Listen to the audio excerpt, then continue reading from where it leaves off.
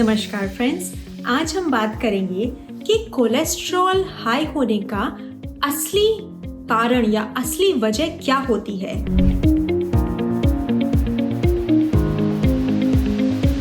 Friends, क्या आपने कभी सोचा है कि कुछ लोग अच्छा खाना खाते हैं, हेल्दी खाना खाते हैं, फिर भी उनका कोलेस्ट्रॉल क्यों हाई होता है? क्या कभी आपने ये सोचा है कि कुछ लोग मोटे होते हैं, उनका कोलेस्ट्रॉल लो होता है, लेकिन कुछ लोग एकदम पतले होते हैं, उनका कोलेस्ट्रॉल हाई होता है? तो फ्रेंड्स, ये सब क्या चक्कर है? ये कोलेस्ट्रॉल के बारे में क्या हम कुछ ऐसा जानते हैं जिससे हम ये पता लगा सकें कि आपका कोलेस्ट्रॉल क्यों हाई है? तो फ्रेंड्स, ये बहुत ही अच्छा क्वेश्चन है। एक्चुअली जो कोलेस्ट्रॉल है, ये एक कॉम्प्लेक्स इंटरेक्शन होता है 3 मेन चीज़ों के बीच में। नंबर 1 होती है आपकी जेनेटिक्स। नंबर 2 आपका होता है मेटाबॉलिज्म। आपकी बॉडी, आपका लिवर, आपका पैनक्रियाज कैसे मेटाबोलाइज कर रहा है उस खाने को जो आप खा रहे हैं। और नंबर 3 होता है लाइफस्टाइल। तो फ्रेंड्स, हम आज इनके बारे में डिटेल में समझते हैं। Number 1, genetics. फ्रेंड्स, जब कोलेस्ट्रॉल की बात होती है तो जेनेटिक्स जो है वो फाउंडेशन होता है। कई लोगों में जो कोलेस्ट्रॉल लेवल्स होते हैं वो हाईली इनहेरिटेड होते हैं, यानी कि फैमिली से पास होते हैं, और इसको हम कहते हैं फेमिलियल हाइपर कोलेस्ट्रोलीमिया।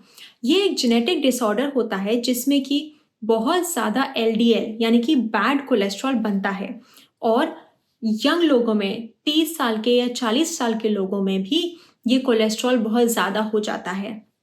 और फ्रेंड्स, दूसरा जेनेटिक प्रॉब्लम ये होता है कि जो कुछ लोग होते हैं वो जीन्स की वजह से हाइपर एब्जॉर्बर्स होते हैं, यानी कि वो सेम खाना खाएंगे जो दूसरा इंसान खाएगा, लेकिन उनकी बॉडी में कुछ जीन्स ऐसे होते हैं जो ज़्यादा कोलेस्ट्रॉल को एब्जॉर्ब करते हैं। और फ्रेंड्स, तीसरा मैकेनिज्म है, जो कुछ जीन्स होते हैं वो ओवर प्रोडक्शन करते हैं लिवर में एलडीएल का, बैड कोलेस्ट्रॉल का, रिगार्डलेस ऑफ द डाइट। ये मैटर नहीं करता कि वो लोग क्या खा रहे हैं, अगर उनके जीन्स लिवर में ऐसे हैं कि वो बैड कोलेस्ट्रॉल बनाएंगे तो वो बनाएंगे। तो इसलिए फ्रेंड्स, हम देखते हैं कि जो कुछ लोग होते हैं हेल्दी लाइफस्टाइल जीते हैं, हेल्दी एक्सरसाइज करते हैं, लेकिन उनका कोलेस्ट्रॉल फिर भी काफ़ी हाई रहता है, और वो रीज़न होता है फ्रेंड्स जेनेटिक्स का। नंबर 2 जो फ्रेंड्स है वो एक बहुत ही अंडरलुक्ड एरिया है जिसके बारे में हम ज़्यादा बात नहीं करते, मेडिसिन में भी हम ज़्यादा बात नहीं करते, लेकिन हमें करनी चाहिए। वो होता है इन्फ्लेमेशन और इंसुलिन रेजिस्टेंस। और यही है रियल हिडन सीक्रेट या हिडन इंजन के कोलेस्ट्रॉल इम्बैलेंस क्यों होता है बॉडी में। फ्रेंड्स, नंबर 1 कॉज होता है क्रॉनिक लो ग्रेड इन्फ्लेमेशन, यानी कि आपकी बॉडी में एक तरीके की सूजन चल रही है सब जगह, एक हार्मनी नहीं है, एक बैलेंस नहीं है आपके मेटाबॉलिज्म में, जिसकी वजह से बॉडी में इन्फ्लेमेशन है। ऐसा फ्रेंड्स क्यों होता है? ऐसा होता है एक्सेसिव स्ट्रेस की वजह से। अब आजकल हम देखते हैं हमारी लाइफस्टाइल बहुत स्ट्रेसफुल हो गई है। हम सोते नहीं हैं अच्छे से, जगते नहीं हैं टाइम पे, रात रात तक, सनसेट के बाद भी हम एक्सपोजर होता है हमारा मोबाइल फ़ोन से, ब्लू लाइट एक्सपोजर होता है, उससे हमारी सर्कैडियन रिदम जो है वो एकदम हेवायर हो जाती है। और साथ में हम क्या करते हैं, हम पैकेज्ड फूड्स खाते हैं जिसकी प्रोसेस्ड फूड होते हैं, जिनमें कि ट्रांस फैट होते हैं, तो वो भी बॉडी के लिए अच्छे नहीं होते। इन दोनों की वजह से बॉडी में इन्फ्लेमेशन होता है, और जो लिपिड मेटाबॉलिज्म है हमारी बॉडी में वो एकदम डिस्टर्ब हो जाता है। दूसरी फ्रेंड्स चीज़ है इंसुलिन रेजिस्टेंस। आपने सुना होगा कि जो डायबिटिक लोग होते हैं उनमें इंसुलिन रेजिस्टेंस होती है, लेकिन इंसुलिन रेजिस्टेंस जो है वो डायबिटीज़ होने से काफ़ी पहले से बॉडी में स्टार्ट हो जाती है। और इंसुलिन रेजिस्टेंस की वजह से फ्रेंड्स, जो ट्राइग्लिसराइड्स होते हैं हमारी बॉडी में वो भी बढ़ जाते हैं, और जो गुड कोलेस्ट्रॉल होता है वो भी कम हो जाता है। साथ ही फ्रेंड्स, स्ट्रेस के चलते हुए, इमोशनल स्ट्रेस हो या फिजिकल स्ट्रेस हो, हमारा जो लिवर है वो VLDL यानी कि वेरी लो डेंसिटी लाइपोप्रोटीन को प्रोड्यूस करने लगता है, और VLDL कन्वर्ट हो जाता है LDL में, जो कि है हमारा बैड कोलेस्ट्रॉल। तो इस वजह से फ्रेंड्स, ये बैड कोलेस्ट्रॉल बढ़ जाता है इन्फ्लेमेशन के चलते चलते। इस वजह से हम जो स्ट्रेस है और जो इन्फ्लेमेशन है हमारी बॉडी में, उसको हम निग्लेक्ट ना करें, क्योंकि उसका असर भी हमारे कोलेस्ट्रॉल पर पड़ता है। तीसरा मेजर पॉइंट जो हमारा कोलेस्ट्रॉल बढ़ाता है वो होता है डाइट। ये इतना स्ट्रेट फॉरवर्ड नहीं है। लोग सोचते हैं तला भुना खा लिया बस उसी की वजह से कोलेस्ट्रॉल बढ़ता है। नहीं फ्रेंड्स, इसको डिटेल में समझने की ज़रूरत है। जो एक्चुअली रिफाइंड कार्बोहाइड्रेट्स होते हैं और शुगर होती है, वाइट शुगर जो हम यूज़ करते हैं, रिफाइंड शुगर, एक्चुअली वो ट्राइग्लिसराइड्स को बहुत ज़्यादा बढ़ाती है। अगर आप कोई हेल्दी फैट खाएं, जैसे कि आपने अखरोट खाया या एवोकाडो खाया, उससे आपको इतना नुकसान नहीं होगा जितना आपको ये रिफाइंड शुगर खाने से होता है। जो फूड होते हैं, प्रोसेस्ड फूड, उनमें जो ट्रांस फैट्स होते हैं वो मेजर ड्राइवर होते हैं एलडीएल के।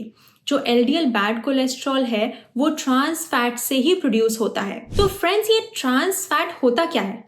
आप कभी भी कोई चीज़ मार्केट से खरीदें, स्पेशली पैकेट फूड, तो उसमें देखें कि पार्शियली हाइड्रोजनेटेड वेजिटेबल ऑयल, अगर ये लिखा है तो ये है एक आपका ट्रांस फैट।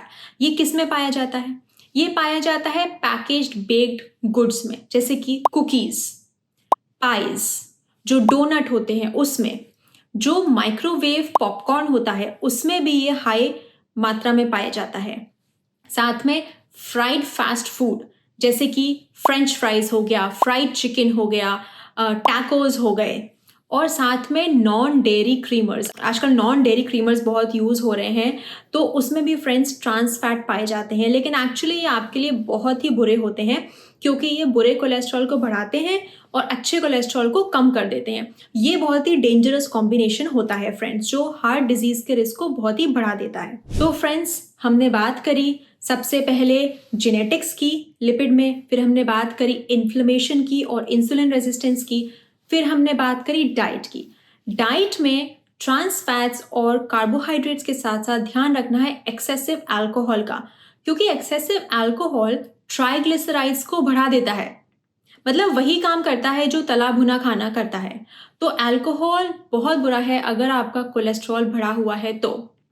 इसलिए फ्रेंड्स, हम कई बार देखते हैं कि कुछ लोग अच्छा खाना खाते हैं फिर भी हाई कोलेस्ट्रॉल होता है, क्योंकि इसका मतलब है उनका अंडरलाइंग फैक्टर मेनली जेनेटिक्स और मेटाबॉलिज्म है, डाइट नहीं है। अब हम बात करते हैं फ्रेंड्स चौथा, लाइफस्टाइल फैक्टर की।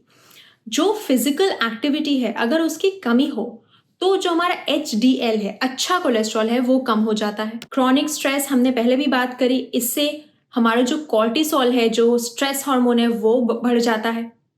पुअर स्लीप से भी हमारा इंसुलिन और लिपिड का बैलेंस बिगड़ जाता है। और साथ ही स्मोकिंग न केवल अच्छे कोलेस्ट्रॉल को कम करती है फ्रेंड्स, लेकिन जो हमारे ब्लड वेसल्स है उनको भी डैमेज करती है। तो डैमेज ब्लड वेसल में अगर बुरा कोलेस्ट्रॉल जम जाएगा तो फिर तो ब्लॉकेज बन ही जाएगा और हार्ट अटैक की सिचुएशन बढ़ जाएगी। तो फ्रेंड्स, इसलिए लिपिड का मेटाबॉलिज्म बहुत ही कॉम्प्लिकेटेड रहता है।